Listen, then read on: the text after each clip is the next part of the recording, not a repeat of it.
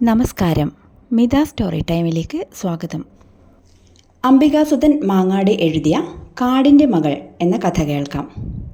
അമ്മേ, പീലിമോൾ പതുക്കെ വിളിച്ചു. വിളി കേട്ടുവെങ്കിലും അമ്മ കേൾക്കാത്തതുപോലെ നിന്നു.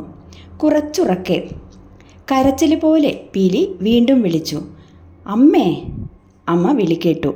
എന്താ മോളെ? അമ്മേ, എനിക്ക് ശ്വാസം മുട്ടുന്നത് പോലെ തോന്നുന്നു. അത് കേട്ട് അമ്മയുടെ ഉടൽ വിറച്ചു. പരിഭ്രമം മറച്ചു വെച്ച് അമ്മ ആശ്വസിപ്പിച്ചു. അത് സാരമില്ല മോളെ, ഞാൻ കുറേ നേരം ഓടിയില്ലേ, അതുകൊണ്ടാവും. പീലി നിശബ്ദയായി.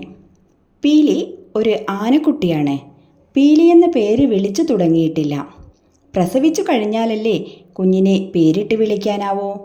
അതിനു മുൻപേ അമ്മയും മകളും സംസാരിച്ചു തുടങ്ങിയിരുന്നു. അങ്ങനെ സംസാരിക്കുമ്പോഴാണ് ഒരിക്കൽ താൻ മകൾക്കു വേണ്ടി കണ്ടുവച്ച പേര് അമ്മ വെളിപ്പെടുത്തിയത്.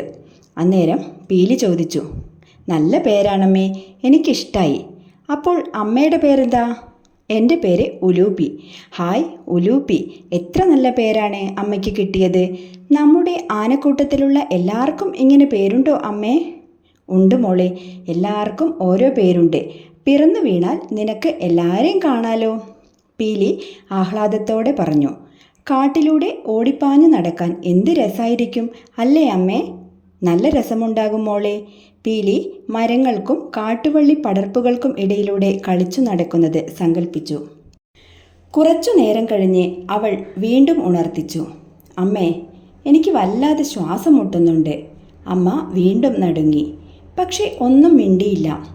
അമ്മ എന്തിനാണ് ഓടിയത്? അതൊരു ബോംബ് പൊട്ടിയപ്പോൾ പേടിച്ചു പോയതാ മോളെ. അമ്മ ഇപ്പോൾ പുഴയിലാണ് നിൽക്കുന്നത്. മോൾക്ക് എങ്ങനെ മനസ്സിലായി? വെള്ളം ഇടയ്ക്കിടെ ഒഴുകി മറിയുന്ന ശബ്ദം കേൾക്കുന്നു. കുറേ നേരമായില്ലേ അമ്മ വെള്ളത്തിൽ നിൽക്കാൻ തുടങ്ങിയിട്ട്? തണുത്ത് വിറയ്ക്കില്ലേ?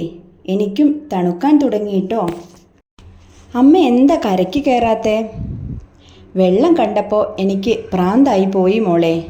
ദിവസം കുറേ ആയില്ലേ ഒരു തുള്ളി വെള്ളം കുടിച്ചിട്ട്. ഒന്നിച്ച് ഇത്രയും വെള്ളം കണ്ടപ്പോൾ. പീലി ശബ്ദമുയർത്തി. അമ്മ എന്നോട് നുണ പറയണ്ട. അമ്മ എന്തിനാ ഇടയ്ക്കിടെ ഞരങ്ങുന്നതും വിറയ്ക്കുന്നതും? അമ്മ എന്നോട് സത്യം പറ, എന്താ സംഭവിച്ചത്? പെട്ടെന്ന് മനസ്സിൻ്റെ നിയന്ത്രണങ്ങളെല്ലാം അറ്റ് അമ്മ വിതുമ്പി കരയാൻ തുടങ്ങി. കരച്ചിലൊതുങ്ങിയപ്പോൾ പറഞ്ഞു, സത്യം ഞാൻ പറയാം മോളെ. കുറച്ചു മുൻപ് വിശന്നു വലഞ്ഞ് വരുന്നേരം ഒരു മനുഷ്യൻ എനിക്കൊരു പൈനാപ്പിൾ നീട്ടിത്തന്നു. കൊതിയോടെ ഞാനത് വാങ്ങിച്ചു. അതിനകത്ത് ബോംബ് വെച്ചത് ഞാൻ അറിഞ്ഞില്ല. വായിലിട്ട് കടിച്ചപ്പോൾ അത് പൊട്ടി. അതിൻ്റെ ശബ്ദ നീ കേട്ടത്. വേദന സഹിക്കാൻ പറ്റാണ്ടായപ്പോഴാണ് ഞാൻ ഓടിയത്. അയ്യോ അമ്മേ, അമ്മയുടെ വായ മുറിഞ്ഞോ? അമ്മ വെള്ളത്തിലേക്ക് നോക്കി. മുഖം താഴ്ത്തിവെച്ച സ്ഥലത്തെ വെള്ളമെല്ലാം ചുവന്നിട്ടുണ്ട്. ചോര ഇപ്പോഴും ഒഴുകിപ്പോവുന്നു. കവിളും കീഴ്ത്താടിയും ചിതറിപ്പോയി. അമ്മ സമാധാനിപ്പിച്ചു. കുറച്ചു മുറിഞ്ഞു, അത് സാരമില്ല മോളെ. അമ്മ തന്നെ പറയാറില്ലേ മനുഷ്യരെ ഒരിക്കലും വിശ്വസിക്കാൻ കൊള്ളില്ലെന്ന്. എന്നിട്ടെന്തിനാ അമ്മ തന്നെ തുമ്പിക്കൈ നീട്ടിയത്?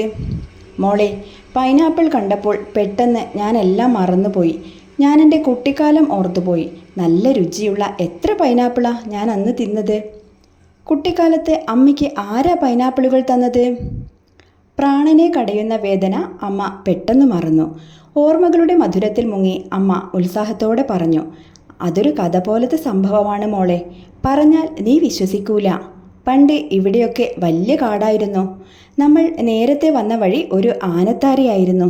പിന്നെ മനുഷ്യർ കൂട്ടമായി വന്ന് കയ്യേറി കാടെല്ലാം ഇല്ലാതായി. മനുഷ്യന്മാർ കയ്യേറുന്നതിന് മുൻപത്തെ കഥയാണ് ഞാൻ പറയാൻ പോകുന്നത്. ഒരു രാത്രിയിൽ മുളങ്കാട്ടിലൂടെ ഓടിച്ചാടി നടക്കുമ്പോൾ ഞാനൊരു പൊട്ടക്കിണറ്റിൽ വീണുപോയി. എൻ്റെ അച്ഛനും അമ്മയും എന്നെ കരകയറ്റാൻ ഏറെ നേരം നോക്കി. ആവതില്ലാതെ അവർ കാട്ടിനുള്ളിലേക്ക് മടങ്ങിപ്പോയി. കാലത്ത് എൻ്റെ ചിഹ്നം വിളിക്കേട്ട് കുറച്ച് വനപാലകർ ഓടിവന്നു. അവരെന്നെ കരയ്ക്ക് കയറ്റി നേരെ വനം വകുപ്പിൻ്റെ ഓഫീസിലേക്ക് കൊണ്ടുപോയി. മുറ്റത്തുണ്ടായിരുന്ന വലിയ ആഞ്ഞിരിമരത്തിൻ്റെ തണലിൽ എന്നെ കെട്ടിയിട്ടു. കുഞ്ഞായതുകൊണ്ട് ഓഫീസിലുള്ളവർക്കെല്ലാം എന്നോട് വലിയ ഇഷ്ടമായി.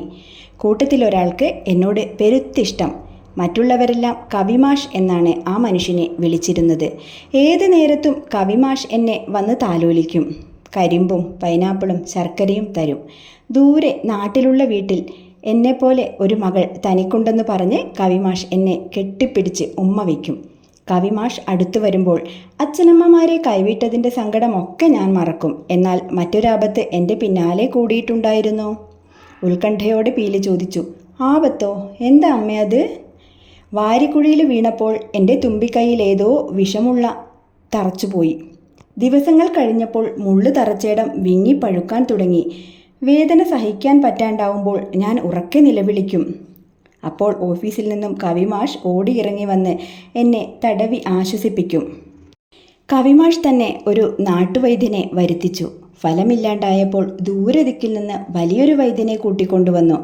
വൈദ്യര് എന്നെ നോക്കിയിട്ട് പറഞ്ഞു, പഴുപ്പ് ആഴത്തിലേക്ക് കയറിയിട്ടുണ്ട്. ഇനി രക്ഷയില്ല. 4 ദിവസത്തിനുള്ളിൽ ഈ കിടാവ് ചത്തുപോകും. അതിനു മുൻപ് കാട്ടിലെവിടെയെങ്കിലും കൊണ്ടുപോയി കളയണം. അന്നേരം കവിമാഷ് പൊട്ടിക്കരഞ്ഞു. കൂടെയുള്ളവരെല്ലാം അയാളെ ആശ്വസിപ്പിക്കുന്നുണ്ടായിരുന്നു. പിറ്റേന്ന് കാലത്ത് കവിമാഷ് ഒരു മുളക്കഷണം ചീന്തി കത്തി പോലെ മൂർച്ച വരുത്തി കൊണ്ടുവന്നു. ഞാനിത് കണ്ടിരുന്നില്ല. അടുത്തു വന്ന് എന്നെ കെട്ടിപ്പിടിച്ചു. വേദന മറന്ന് ഞാൻ അങ്ങനെ നിന്നു. മുറിച്ച് കഷണങ്ങളാക്കിയ പൈനാപ്പിളുകൾ എൻ്റെ വായിലേക്ക് വെച്ചു തന്നു. പെട്ടെന്നത് സംഭവിച്ചു. ഭയങ്കര വേദന കൊണ്ട് ഞാൻ ഉറക്കെ നിലവിളിച്ചു. എനിക്ക് മനസ്സിലായി, മുളം കത്തിക്കൊണ്ട് എൻ്റെ പഴുത്തു വീർത്ത കുരു കവിമാഷ് അരിഞ്ഞു കളഞ്ഞതാണ്. ഒരു കുടം ചോരയും ചലവും തുമ്പിയിലൂടെ താഴോട്ടൊഴുകി. അയ്യോ, എന്നിട്ടോ അമ്മേ? എന്നിട്ടെന്ത്? കവിമാഷ് കാട്ടിൽ നിന്ന് എന്തൊക്കെയോ പച്ചമരുന്നുകൾ വച്ചുകെട്ടി. എന്തൊരത്ഭുതം! 4 ദിവസം കഴിഞ്ഞപ്പോൾ മുറിവുണങ്ങി. അന്നേരം കവിമാഷ് എന്നോട് കാട്ടിലേക്ക് തിരിച്ചു പോകാൻ പറഞ്ഞു. ഞാൻ കൂട്ടാക്കിയില്ല. പലതവണ പറഞ്ഞു, മനുഷ്യരുള്ള സ്ഥലത്ത് നിൽക്കാൻ പാടില്ല എന്ന് പറഞ്ഞു. ഒരു ദിവസം എന്നെ ഉന്തിത്തള്ളി ദേഷ്യപ്പെട്ട് കാട്ടിലേക്ക് കയറ്റി.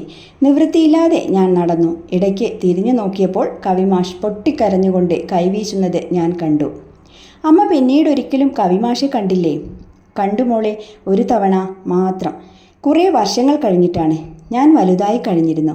ഒരു ദിവസം രാത്രിയിലെ ആനക്കൂട്ടത്തിനിടയിൽ നടക്കുമ്പോൾ കാറ്റിൽ എനിക്ക് ഒരു മണം കിട്ടി. കവിമാഷിൻ്റെ മണം. കൂട്ടം വിട്ട് ഞാൻ ആ ആഞ്ഞിലും ചുവട്ടിലേക്ക് കാട്ടിലൂടെ പാഞ്ഞു. എനിക്കുറപ്പായിരുന്നു കവിമാഷ് തിരിച്ചു വന്നിട്ടുണ്ട്. രാത്രിയാണ്, ഒന്നും തെളിഞ്ഞു കണ്ടൂടാ. ഞാൻ നോക്കിയപ്പോൾ മുറ്റത്തിട്ട കട്ടിലുകളിൽ 3-4 പേർ കൂർക്കം വലിച്ചുറങ്ങുന്നു. കവിമാഷെ ഞാൻ വേഗം തിരിച്ചറിഞ്ഞു. തുമ്പിക്കൈ കൊണ്ട് മാഷെ ഞാൻ തൊട്ടു വിളിച്ചു. ഞെട്ടിയുണർന്ന കവിമാഷ് എൻ്റെ തുമ്പിക്കൈ പിടിച്ചു. വിരലോടിച്ചപ്പോൾ പണ്ട് മുറിവുണങ്ങിയ അടയാളം കയ്യിൽ തടഞ്ഞ് കരയുന്നത് പോലെ ചോദിച്ചു, മോളെ നീ വന്നോ?